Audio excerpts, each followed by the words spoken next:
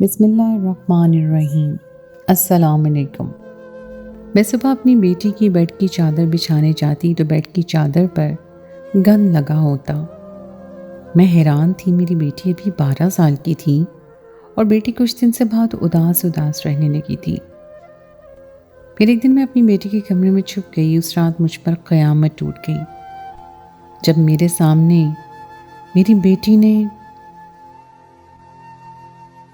میری جان سی بیٹی کا نام آئزہ تھا۔ میری اور آئزہ کے پاپا کبیر کی آئزہ میں جان بستی تھی۔ آئزہ کے پاپا آئزہ سے اس قدر پیار کرتے تھے کہ آئزہ کے بغیر ایک دن بھی نہیں گزار سکتے تھے۔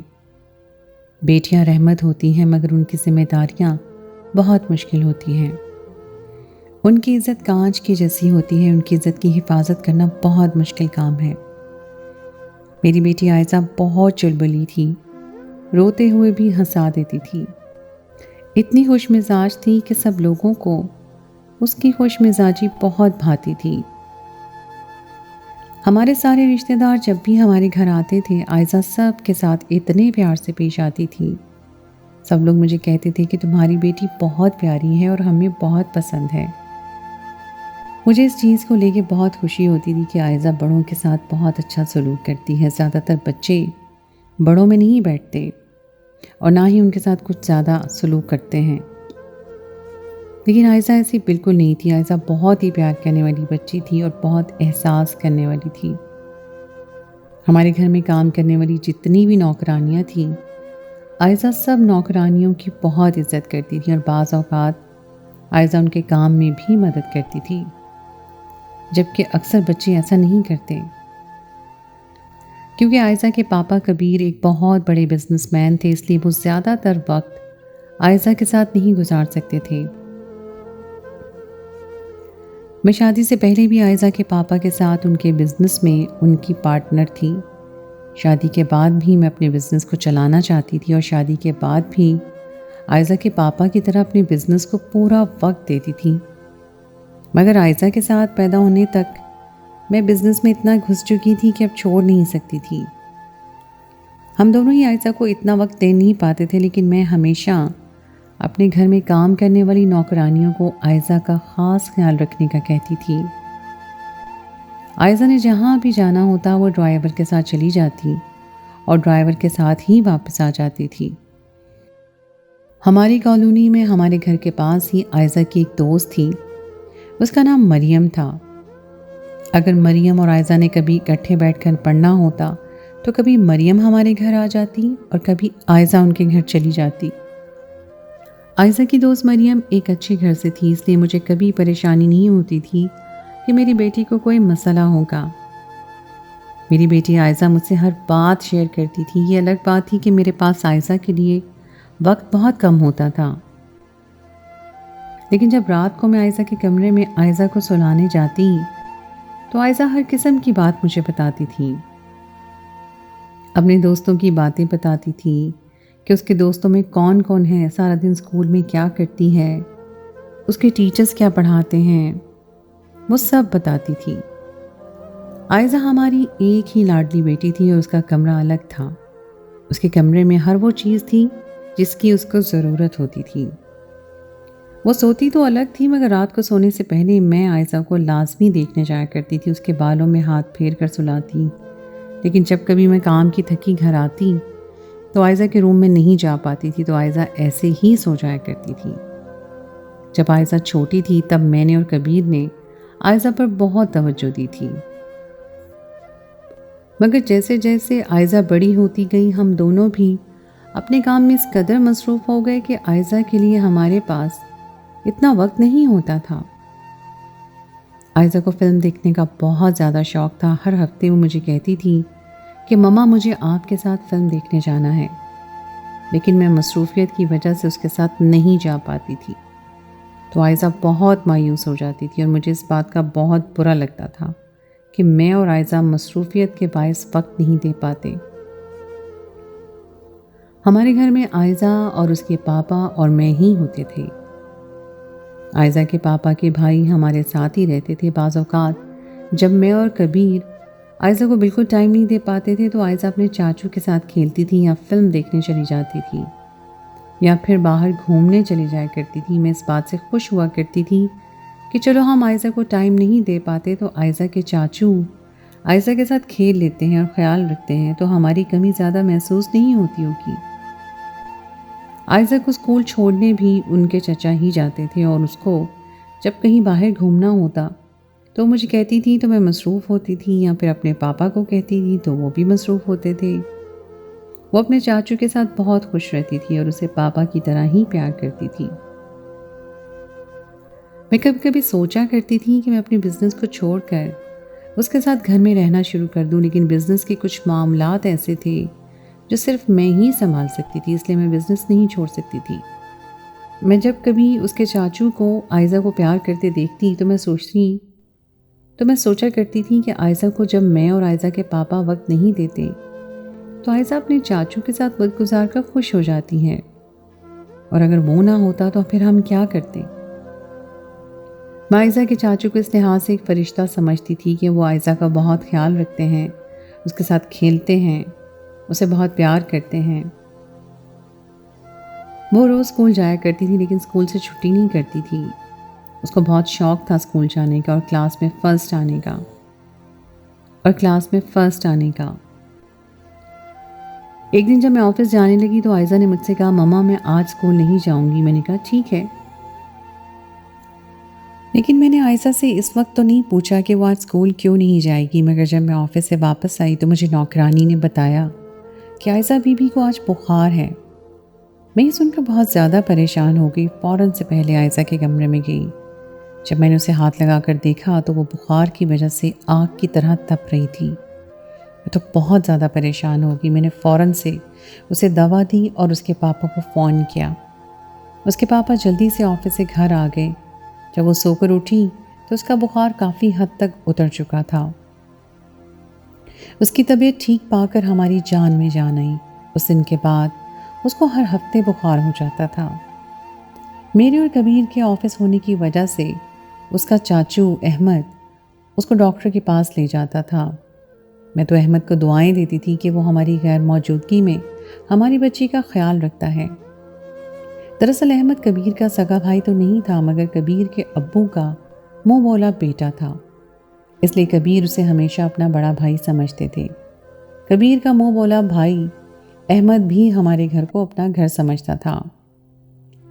میں بہت کوشش کرتی تھی کہ میں اپنا بزنس اپنے خاوند کو دے کر گھر میں اپنی بیٹی کو وقت دوں، مگر کبیر کہتے تھے کہ کچھ نہیں ہوتا، بس کچھ وقت سنبھال لو، کام پھر چھوڑ دینا۔ اس کے بعد ہر روز آئزہ کو بخار ہو جاتا تھا۔ یہ بات مجھے اور آئزہ کے ابو کو بے حد پریشان کر رہی تھی۔ ہم دونوں نے فیصلہ کیا کہ میں کچھ دنوں کے لیے اپنا سارا کام آئزہ کے ابو کے حوالے کر کے گھر میں آئزہ کے ساتھ وقت گزاروں گی اور اس کا خیال رکھوں گی۔ اگلے کچھ دن میں آفس بالکل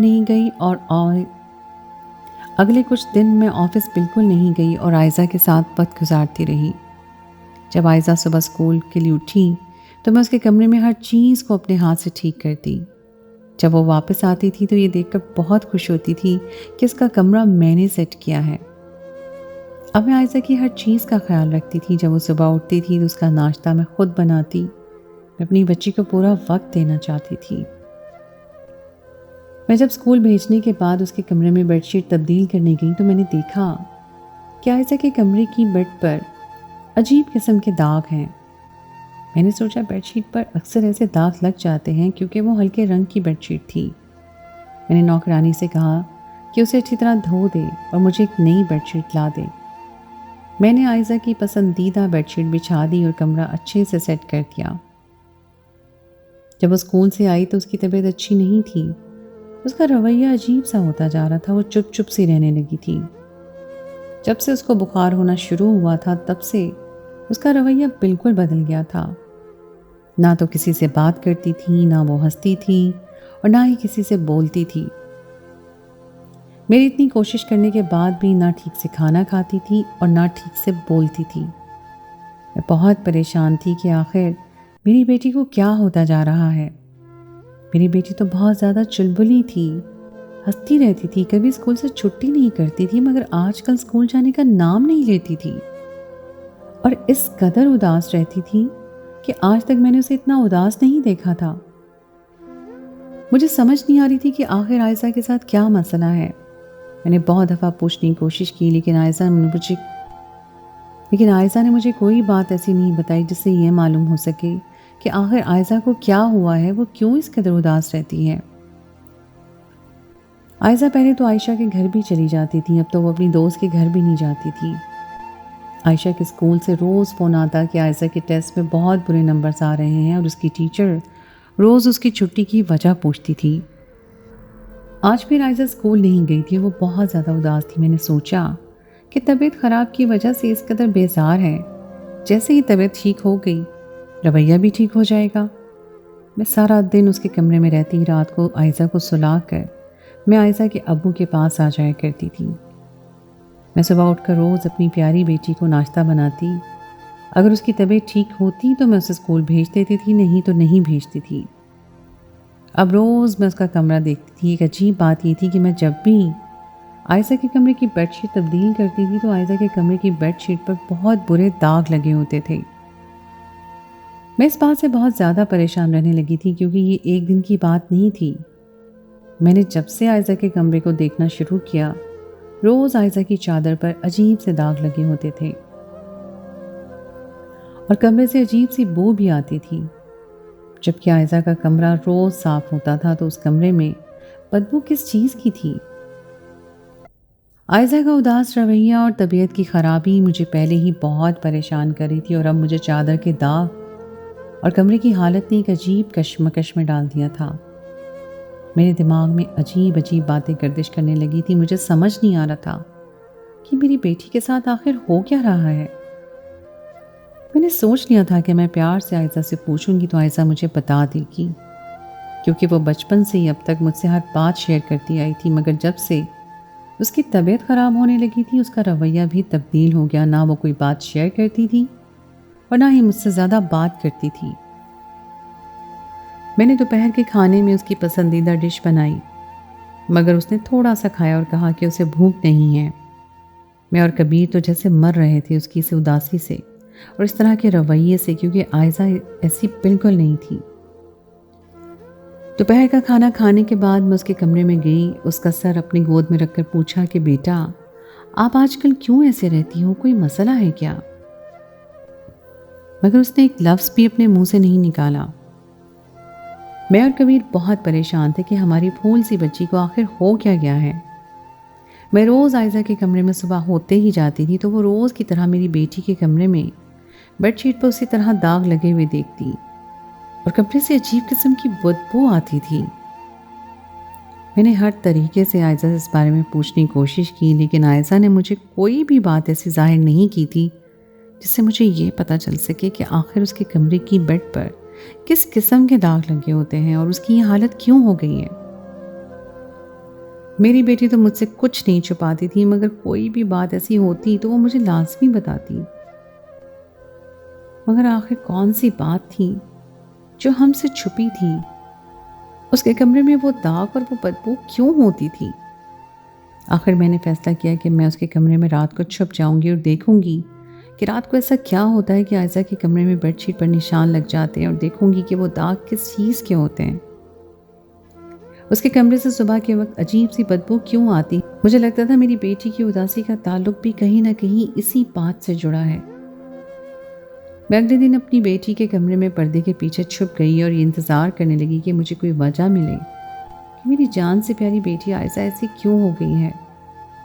میں بہت دیر تک عائزہ کے کمرے میں پردے کے پیچھے چھپی رہی، لیکن ایسا کچھ نہیں ہوا جس کی وجہ سے مجھے معلوم ہوتا کہ میری بیٹی کا رویہ ایسا کیوں ہے، یا پھر مجھے ایسی وجہ ملتی جس سے پتہ چلتا کہ بیڈ شیٹ پر داغ کیوں ہیں۔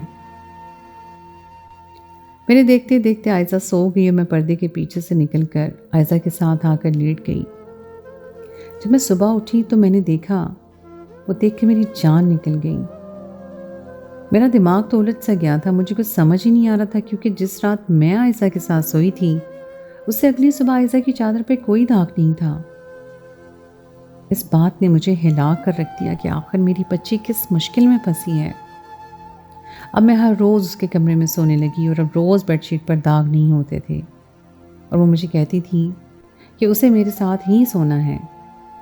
اس کا مطلب جب عائزہ کمرے میں اکیلی ہوتی ہے تبھی عائزہ کے ساتھ کچھ ایسا ہوتا ہے جسے بیڈ شیٹ پر داغ لگ جاتے ہیں۔ جس رات میں اس کے ساتھ سوتی تھی تو صبح وہ داغ نہیں ہوتے تھے۔ میرا دل بار بار یہی کہہ رہا تھا کہ اس کی طبیعت میں خرابی اور اس کے رویے میں تبدیلی کی وجہ کہیں نہ کہیں چادر کے داغ بھی ہیں۔ اب میں روز اس کے کمرے میں ہی سوتی تھی اور روز اس کے کمرے کی بیڈ شیٹ پر کوئی بھی داغ نہیں ہوتا تھا اور اس کی طبیعت میں بھی درستگی آ رہی تھی۔ مجھے یہ چیز معلوم کرنی تھی کہ آخر میری بیٹی کی طبیعت اس قدر خراب کیوں تھی، اور اس کے کمرے میں بیڈ شیٹ پر وہ داغ کس وجہ سے تھے۔ میں نے اس بات کو کنفرم کرنے کے لیے کہ کیا واقعی میری موجودگی کی وجہ سے وہ داغ لگنا ختم ہوئے ہیں یا میرا وہم ہے، میں ایک دن عائزہ کے کمرے میں نہ سوئی بلکہ اس کے پاپا کے ساتھ ہی سو گئی۔ جب میں صبح اٹھی تو دیکھ کر میرے اوزان خطا ہو گئے۔ آخر میں کس الجھن میں پھنستی جا رہی تھی، آخر یہ ہو کیا رہا تھا، مجھے سمجھ کیوں نہیں آ رہی تھی، مجھے اس بات کا حل کیوں نہیں مل رہا تھا، کیونکہ اس دن پھر وہی موجود تھے اور اس کمرے سے پھر وہی بدبو آ رہی تھی اور میری جان سی بیٹی کی طبیعت پھر سے خراب تھی۔ آخر کیوں میں رات کو اپنی بیٹی کو اکیلا چھوڑ کر چلی گئی؟